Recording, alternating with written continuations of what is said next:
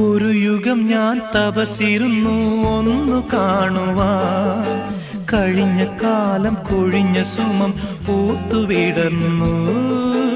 ഒരു യുഗം ഞാൻ തപസിരുന്നു ഒന്നു കാണുവാൻ, കഴിഞ്ഞ കാലം കൊഴിഞ്ഞ സുമം പൂത്തുവിടർന്നു.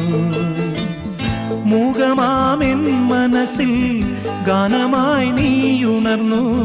മൂകമാമെൻ മനസ്സിൽ ഗാനമായി നീയുണർന്നു.